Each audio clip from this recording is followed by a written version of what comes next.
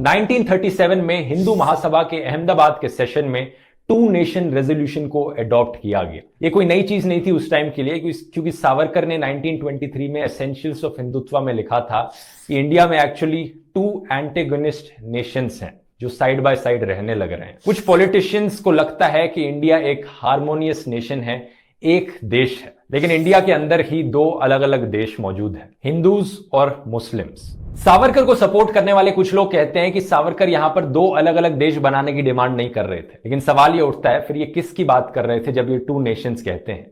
क्या ये एक ऐसा देश देखना चाहते थे जहां पर मुस्लिम्स सेकंड क्लास सिटीजन की तरह रहें, कम राइट्स के साथ, या फिर ये एक ऐसा देश देखना चाहते थे जहां दो अलग अलग स्टेट्स हों जिनमें अलग अलग रूल्स और एडमिनिस्ट्रेशन चले? ये एक ऐसा सवाल है जिसका जवाब बहुत सी हिंदू नेशनलिस्ट ऑर्गेनाइजेशंस के पास आज तक नहीं है। नेशन और कंट्री दो अलग अलग चीज है। नेशन का मतलब देश या कंट्री नहीं होता है। एक कंट्री के पास अपना डिफाइंड जियोग्राफिकल बाउंड्री होता है, उस बाउंड्री के अंदर उस देश के लोग रहते हैं। कंट्री के पास अपना एक गवर्नमेंट सिस्टम होता है, अपना एक डिफाइंड कॉन्स्टिट्यूशन होता है, सेट ऑफ लॉज जो उस देश के सभी लोगों पे समान रूप से लागू होता है। दूसरी तरफ नेशन बनता है वैसे लोगों से जिनका कल्चर, ट्रेडिशन, कस्टम्स और इनके कैरेक्टरिस्टिक सिमिलर होते हैं।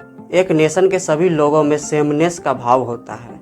एक नेशन में लोगों के बीच नेचुरल वननेस का भाव होता है जो कई पहलू पर डिपेंड करते हैं। एक कंट्री के अंदर मल्टीपल नेशंस हो सकते हैं, जैसे फॉर एग्जांपल तुर्की एक देश है जहां टर्किश पीपल और कुर्द पीपल दो अलग अलग नेशंस को रिप्रेजेंट करते हैं। और एक नेशन के अंदर भी मल्टीपल कंट्रीज हो सकते हैं, जैसे भारत और नेपाल, ये दो अलग सॉवरेन स्टेट्स हैं, दो अलग कंट्री हैं, लेकिन इन दोनों देशों के लोग एक ही नेशन में रहते हैं। सावरकर के नेशन शब्द का मतलब कंट्री या नेशन स्टेट नहीं था।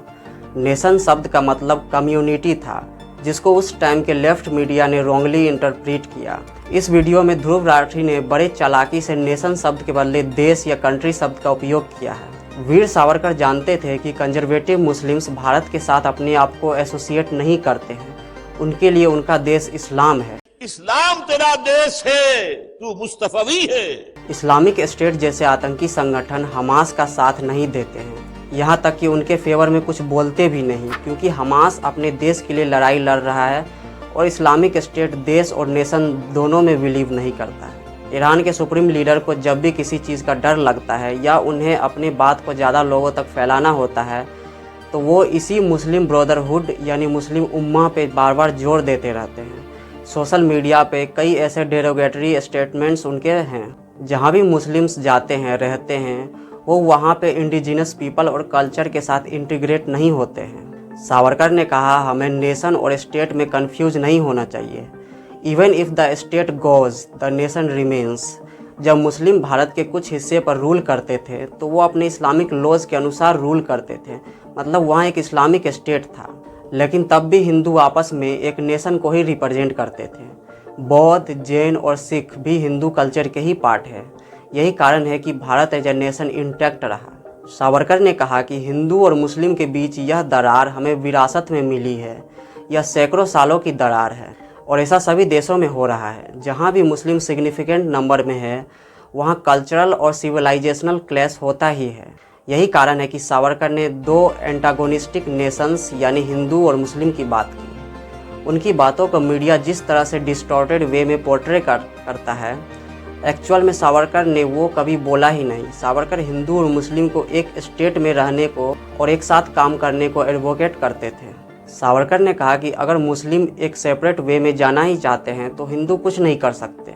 हिंदू अपने आप में ही एक इंटायर नेशन है और चाहे मुस्लिम हिंदुओं का साथ दे या ना दे, हिंदुओं को फ्रीडम स्ट्रगल कंटिन्यू रखना चाहिए। सावरकर एक विजनरी थिंकर थे। वो रियलिस्टिक इश्यूज़ को ज़्यादा एड्रेस करते थे। उनका कहना था कि प्रॉब्लम का सॉल्यूशन केवल रियल इश्यूज़ को जैसे वो है वैसे ही उसको एड्रेस करने से हो सकता है, सिर्फ आइडियलिस्टिक और फिलोसॉफिकल बात करने से नहीं हो सकता है। एमके गांधी और सावरकर में मूल अंतर यही था कि गांधी ज़्यादा आइडियलिस्टिक और फिलोसॉफिकल थे। ज़्यादा इंस्टेंसेस में गांधी फिलोसॉफिकल बातों को ही रियल मानते थे, जबकि सावरकर रियलिस्टिक ज़्यादा थे। यह भी एक कारण था कि ब्रिटिश के लिए सावरकर सबसे ज़्यादा खतरा थे। तो ये था ध्रुव राठी के इस क्वेश्चन का रिप्लाई, जिसमें उन्होंने देश और नेशन को एक ही मान लिया।